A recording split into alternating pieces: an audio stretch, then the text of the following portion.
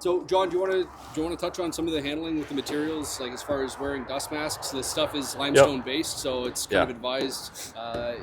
My concern wouldn't be the limestone. It's the fiberglass shards that are in it. That when you make the cuts, you'll get some white dust.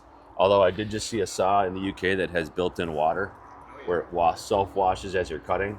Then you have no dust, which is worth it. Maybe not in this weather, but it's worth it. But wear a mask, and I would wear gloves if you can when you're installing, just because the itchy with the fiberglass. I've done it both ways. But when the boards come in, they're normally stacked face to face. I love when people say, "Can I stock it outside?" I said, "No, you don't want to stock your decking outside." Anyway, but it's face to face, so there is a bit of a residue. If you guys can just feel without your glove, not the ice, but you'll feel this board right here. There's a little bit of slickness to it, and this is rubber, so you're not gonna even feel the weathered. You'll feel it's a little slick. That's standard. That's just the residue from the mold. So when they pull it out of the mold, there's a little bit of residue on there. Once that gets power washed or rained on, it gets more and more tacky and anti-slip to where you'll feel it, not just on you walking on shoes, but to the touch. Regular garden hose work? Or? It's fine, yeah. You can go up to two. You can go. Got shipped to us and stuff like that. And I took it out. I was like, "Oh, is this supposed to feel like this?" And And they just you guys just had. So that's just the residue. You wash it, it will be gone. So the only challenge is people have done on an interior application. You got to wash it before you drain it in there. Or for us, like with testing, we wanted to power wash it first before they brought it up and did the slip testing, right? So that's one thing. So it comes face to face. Again, once you're laying out the boards, like we'll lay it out, it's going to be almost like a hardwood floor, because you can see just in some of these you can see some of the patterns. Again, just to reiterate, when you're talking with customers, this is the enhanced grain, which has more color options, far more popular because it's a little more subtle, molded from American oak, 6 different boards, and then they keep changing those molded boards. So you'll have a lot of character, a lot of variety. I mentioned on the bullnose board, you have the last stain rubber that wraps the entire bullnose, so you can feel that grain on there, but that's actually rubber. So anywhere you can, I'd recommend you do that for stairs. We're about to come out with a square edge one as well, because the increased popularity of modern. I like square better, but just be mindful of that, because it's just much better on wear and tear for stairs when you're walking up and down. But they're all 6 different patterns. 6 different patterns, and they keep changing them. Yeah. So you can even see in the fascia, you can see some different grain patterns. So when I say lay it out like a hardwood floor, the best thing to do is to lay it out on the deck first, almost, your different variation, not only because of the lengths or the 142 inches, right? Because you get a lot of comments in the States where they say it has to be 12 feet. So you're going to have some waste, but I have customers that alternate 4-foot piece, a 6-foot piece, because somebody asked a question, I think Pierce, you can put this on one joist up to a 32nd of an inch, 1/32 of an inch. So you're not worried about this effect where it expands and goes up like you've seen with a lot of other polyvinyls. It's really stable. I mean, once it gets power washed and installed, you're golden. I mean, it's really cool. I mean, all these different patterns. For those of you guys that didn't hear me, my first trade show I did, I got to reiterate it. See this nail and this mold? This one is 3 molds to the board. This is the very first one, but that nail right there, my cousin Danny's famous because we spent 3 days at a Madison trade show, and he was spending each day, he would pick at that nail for 15 to 20 minutes. And the third day, the end of any trade show, last couple hours, it's really slowing down. I go, "Hey, Danny." He goes, I can't get it out. I go, "That's part of the mold, buddy." He goes, "Why didn't you tell me?" I go, "That's pretty entertaining." But even with this one, you're going to want to alternate, just because I've done the mistake too, where you'll see the pattern. You can see these are slightly different, these 2 boards. You can see how that has almost a wavier grain to it. But if you didn't hear me earlier, this one's the one I always show at trade shows, because people always say, "What in the hell is that?" versus the more subtle standard grain profile. But when you're showing this, it's really a history lesson, because it's molded from the floor of a train car from France, over 100 years old. So the board this was molded from saw World War I, which is kind of a fun story to talk to homeowners. Not for everybody. I love the look. I put this specific board on my house, and this one comes in a light gray, which we do a lot in Florida because it's called driftwood. Yeah. Or in black. A lot of times you'll use the black one, and this is called embered. It looks like it's burnt. It's awesome for wrapping posts, that type of thing, because it looks like a 100-year-old tree and it's actually molded from a 100-year-old tree. And yet you can still screw whatever lanterns or lighting or whatever you want right into that. Super easy to work with it. Just got to remember, once you penetrate and cut into this, you're into the, quarter of an inch in, you're going to be into the limestone, the fiberglass, and the polyurethane. Outside of that, couple of quick tips when we're installing. Typically on a butt joint, try to do like a 5-degree back bevel cut, just to have the rubber can be pretty close at the top, but giving it that little bit of breathability at the bottom, that 5-degree back bevel.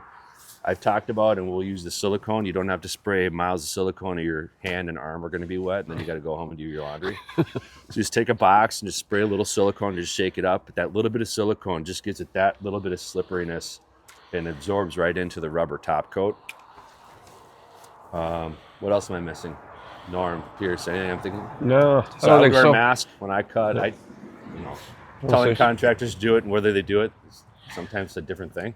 The one thing I would mention too is, like, on the enhanced grain board, much like that nail in the weathered board, there's a distinctive T mark on one of the boards, and you can actually put that right next to one another. So that's one thing that on my deck I have 2 T's right board next to board. So that's one thing that I'd say watch out for and stuff like that, because it does look a little goofy if you do that. Yeah. In some of the photos, I know that you guys were explaining last night that the boards are like not hand painted, so per se, but you like the customization of the board. Do you ever change the direction of the grain to give sort of a different look based on the angle of the sun? Because like it looked like some of the photos, like you saw a different color, given that it was the exact same board. Yeah, because like our samples are, it's a 4-inch cut, and we do 3 to a box. That's fine, but when you lay this out and put it in the UV, like I showed some of the photography last night, you can see the grain pattern differentiation. You can see the lighter and the darker. So it'll happen just by way of the UV, and that every board is hand painted. It's going to be a little different, which is what we want. The one complaint I had from a builder in the Twin Cities back in Minneapolis was the homeowner said, "Hey, we got a problem. We got to get out here." We all went out there. What's the issue? Look at every board's different. That's what we are. That's what we're trying to be. So you got to make sure when you talk to clients that they know we're selling character. This is the only one that's molded. It's the only one that's hand painted. Architects and those guys love it. Or if you get that right client that wants something that's unique and has character, it's got a good story to it. So outside of that, when we screw into the boards, I typically don't go straight in. A couple of quick tips: when you're going in, it's nice to go in at a piece of grain, because again, the mold's inverted, right? So when they pull it out of the mold, of course, Norm sold you all the frozen boards. No, but it's inverted. So when it comes out of the mold, and you can see on the back of the board, you can see the fiberglass shards, the polyurethane. You'll see when you cut it. But when it pulls out of the mold, it's got that release agent on it. You can see that dark grain pattern that's in there. And that's trying to make it look more realistic, much less feel more realistic, right? So if you screw right in there, what I typically do, I've done 4 or 5 of them, I kind of go at an angle. Just for me, I don't know, my experience, like you had that long bit. It's kind of nice because when you come out, you just need to go 1/4 to 3/8 of an inch under. I would probably go a little more towards 3/8. Why? Because it sits in the middle of the board then. Sometimes if you go too shallow, if you don't, with some of the wood, especially a couple years ago when the wood was kind of wet, it would push that screw back up. I typically go a little bit deeper. And a nice benefit for other parts of the world, like especially around saltwater and the coasts, is because that screw is sitting inside the board. It's not exposed, so there's no option for corrosion.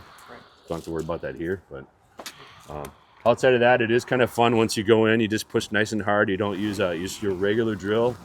You go in at a 10 degree angle, just kind of push all the way down. As soon as you get that 3/8, you just quickly pull up, and usually wipe your finger over it, and it's pretty fun to do. Like I say, don't worry if it doesn't heal like instantly in some cases because of the cold weather. That's just going to have to be the rubber settling. But Those screws stainless steel?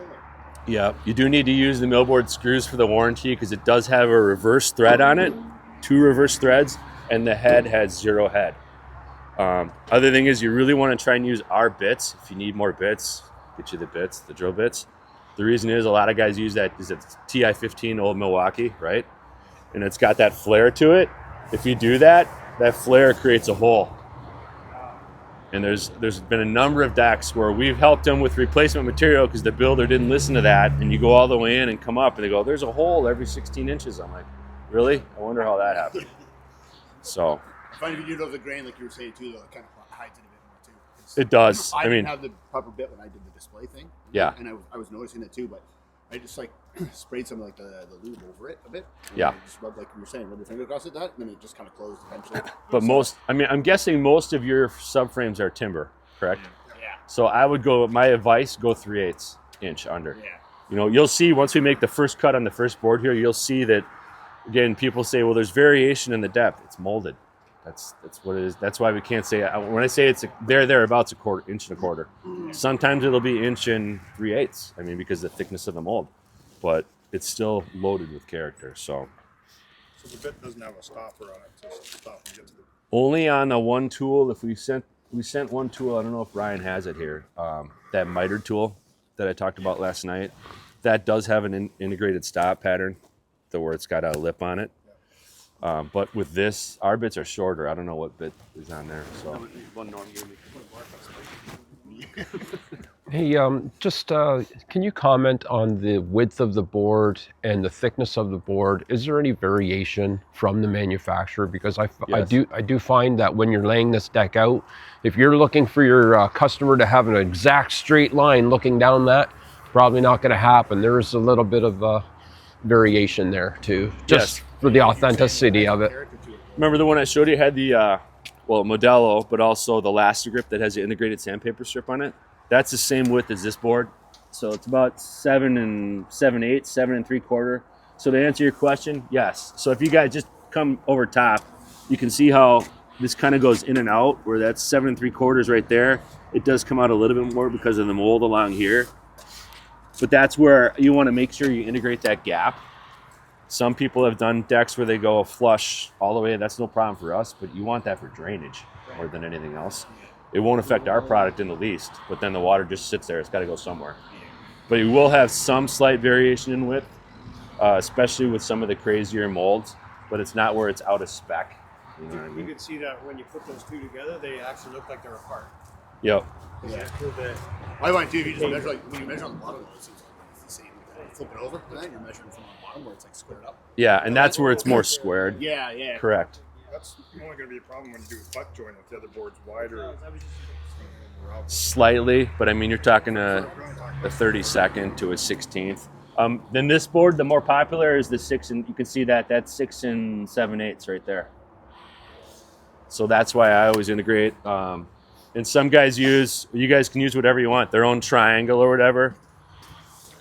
We do have these if you want them. These are the multi-spacers. You can chuck them in all the way along, or a lot of guys use triangles or pencils or eye it up, whatever they got. So, you know what I mean? You guys mentioned that no impact, right? Don't use an impact. It goes in too hard and too quick, and could hurt the board. But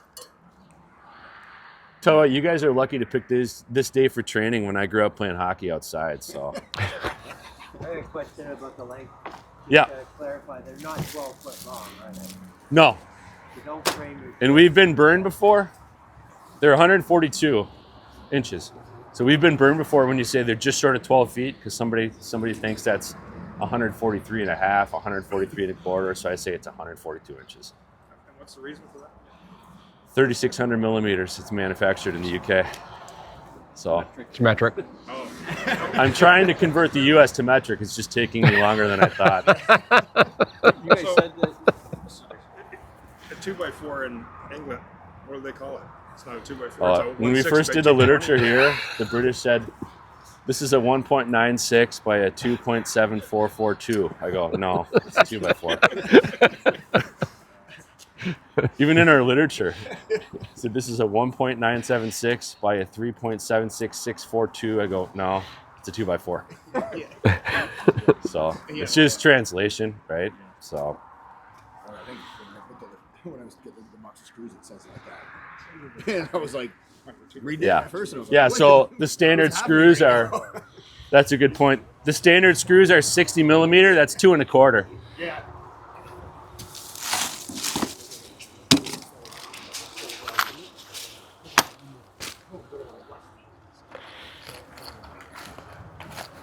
So the screws come 250 to a box. The screws come 250 to a box, 250 to a box, and they come with a couple of the bits in there. And then we have the longer bit with the install tool that I know we sent one here, so I don't know where it is. It would have been with the literature. Yeah. Okay. Yeah, you probably stole it from me. So It does have some install instructions in here too. So maybe in metric, but at least it's in English. It is because when they sent all my literature here, and then so I don't know why they did that. It was supposed to come to me. The full and then- training. No, I was asked like last minute. Yeah, I'll take it. I'll take it with me today. Yeah, yeah. But I'll leave you guys some and whatever So- you guys want and stuff like that. Yeah. So, like the instructions are in there, and I started reading them, and it was like a metric. And I'm like, what is happening? Like, Yeah. Yeah. are they messing with me right now? I don't think we'll do it today just because of the temperature, but just so you know, on the mitered, when you do that 22.5 degree cut for a 45, you can glue it up. Typically what we've used a little Gorilla Glue on the core, polyurethane, and then on the rubber, we'll throw a little bit of, we've even used a little bit of super glue, and you can miter that up on the mitered corners, but I wouldn't glue the rest of the boards because then you're just fixing it to stay as one versus just that one outside miter corner. I don't think you need to glue it up, but some people, same for us with cladding and siding. Like I showed you that picture, we could glue that up on the exterior building. But I will tell you too, when I did my project on my house, I did the dark gray with the black, and on the corners, I didn't glue them, and I don't have any separation on it at all. Like, and you would think that board would move, but it just doesn't. Yeah. So, but for you guys, I mean, you don't want to, that's best practice. You don't want to go back to jobs and stuff like that too. So, When you the corners, it sounds like sharp. No, because it's like rubber. It's not. Because like on some of the other boards like that, I find like some of the composites and all that stuff too. When you miter them, they're pretty sharp, and like I didn't want mine. You get scratched by it, so that too. So like I always was taught too, just dug the ends and stuff like that. it's right? rubber. So yeah, because it's rubber, so you don't probably get that, right? Or like when I talked about mitering posts, like I've done a lot with this board, you miter that post. So when you do that miter cut, you're taking that 1.25 inches from both sides, right? I forget what it's called, a splice cut, where you can put two boards together, right, and miter it. You could do that around a post. Just got to remember you got various grain patterns, but it's kind of a cool look. But the nice thing with that is that outside corner, when it's mitered, you can glue that up, and then you just take a screwdriver and just kind of soften the edge. And I just take black spray paint. If I did a black board or brown, just go, and it's a really soft corner. Yeah. And it looks like it's an old ancient timber, and yet you don't have any maintenance. You're done. So, for these types of things like this, wrapping posts and pergolas, the only thing we can't really do on pergolas is the cross joints. Unless you try and do the entire thing out of 5 3/4 fascia, but that gets to be a lot of cuts. So, the only other point I have, and Norm, I know we have it here or in the truck or something, is that 100% recycled composite subframe. You guys have other options up here too. yeah, like you guys get it from Han Plastics out of Kitchener. We've worked with Han for a number of years. Yeah. OC Lumber, I think, is also going to be a big. yeah. Right. 100%. Yeah. If it's a steel subframe, do you ever do steel subframes? We've done different brands over the years. Fortress is probably the leading one now. Yeah. We've Bailey Steel is out of Hamilton. When you do steel, what I recommend is just, you can't self tap like I said last night. So all we tend to do is just run that piece of 1x2 along so it's flush with the top, because you don't need it for support. You can self tap that in from the side, and then you got something to screw into. Make sense? Strap the steel. So that you don't have metal screws. All you're doing is running a piece along the steel that's flush with the steel at the top, but you self tap that in. Here, It Johnny. gives you something to screw our deck screws into. Johnny. Of course, Norm's throwing aluminum at me. It's a 100% recycled subframe right there, but this comes in like a 1x2 on its own too. I just did like a full rooftop, like and that stuff. Yeah, Yeah, it's just like laid it down and everything. Yeah. So it was just because you had a lot of water. Yeah. Flowing there, and I actually had to route her out like the bottom to make drains and everything. yeah, Oh, that was quite a nightmare. yeah. And I don't think we have our pedestal here, but we do tons of business with our pedestals, and they're our designs, so they're super easy to work with. Even I can do it. So. Pedestal system, it's got a base and then sleeves, whatever height you need, and then at the top you literally turn and twist it and it clicks and locks in, but it's got a self-leveling component at the top. So even if you don't need the sleeves, you can have that self-leveling pedestal, but it's certainly nice for rooftop or in-ground applications over concrete. You know, somebody's got an old concrete space like this and they want a deck and they got, you know, like your step down into your office here, they want to level that out. You can do a pedestal system to whatever height you need. We can help you throw out how many pedestals you need. You can use timber or this Han plastics or whatever you want to use for the subframe. And then you got something to screw in on the top. So, good. Thank you. Should we build a deck?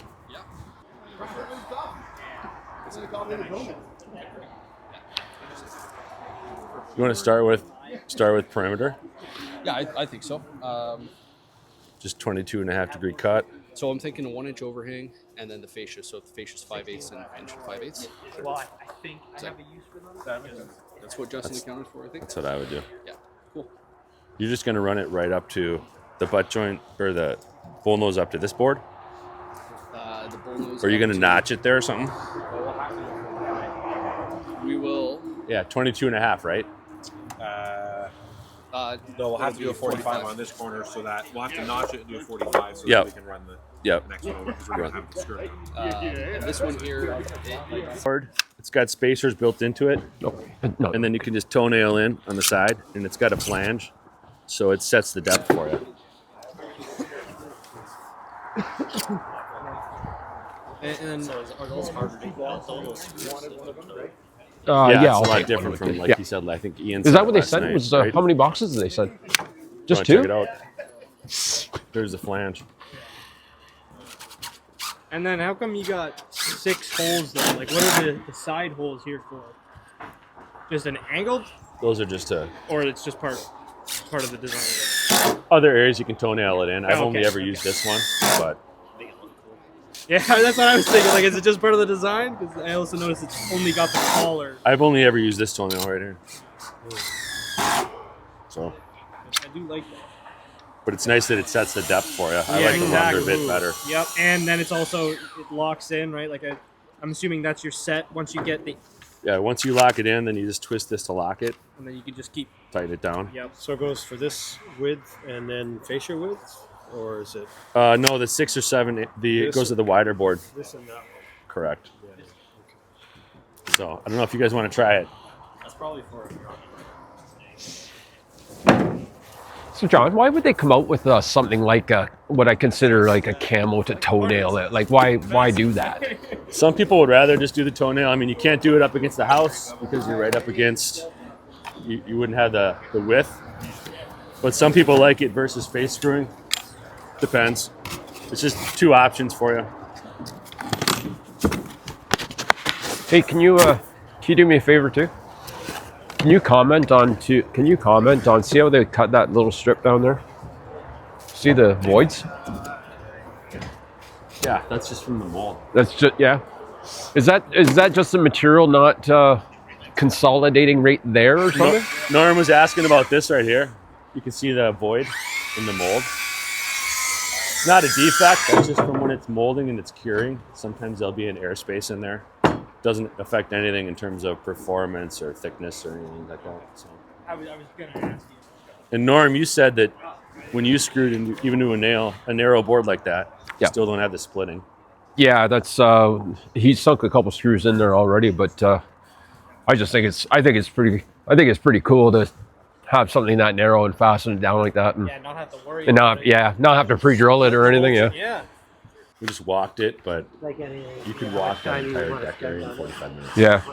That's what we found too. We went there we were there for like 4 days, 5 days. We're just like, oh, I've done this in half a day. Then you're flying there, hotel, Yeah. dinner, Uber, Well, like even like you were saying too, the cost. Oh yeah, that's what I'm talking about. not where you're going to see this. But That's because the big it's thing, 'cause molded, If we have a long run, your deck's gonna look like shit if you start having this. Yeah, So you we don't always have that. measure back and stuff. yeah, Right? yep. But I think One it, question with this product here, as a deck board, you guys ever have any issues where I've seen it where we put two boards together. like butting. Yeah. And you get a little And you different get pattern. a little bit of a different Yep. like height because And it's my only so pitch on deep. that is it's from the mold. Yeah. You can't change it. Right, So right. You could probably just So if shim you- one or the other, right? Like if you really needed to. You can. Some guys or have just shim. try to cut it where measure the height. Because if you get this end right here, which you Yeah. can see the dark painted, Yeah. and it molds into this, you're going to notice it's different, but it's also a complete character. Right. Yeah. Like you've seen the nails in there. If you did an accent. Did you see the? Because I've done a couple barn boards, Yeah, so but that's that what stuff's we're gonna doing warp there. and cut. But this, because this comes in brown, gray, and black. You said. Yeah. Oh. Like without being cut, just bring them over here. Yep. Put a little pressure on it. We want to lay this out just the way they're going to go. Yeah. Whoop. Mind your way here. All over here. All over We're here. going to lay them out, get them set up, right? Make sure they're past that chalk line. And, we have a random pattern. Put these on the inside. Good job. Inside the blue line. Like inside the blue line. Yeah, inches back. I'm going up here. Just Only in Canada, they've got to shake the ice off of it. What's Carney at?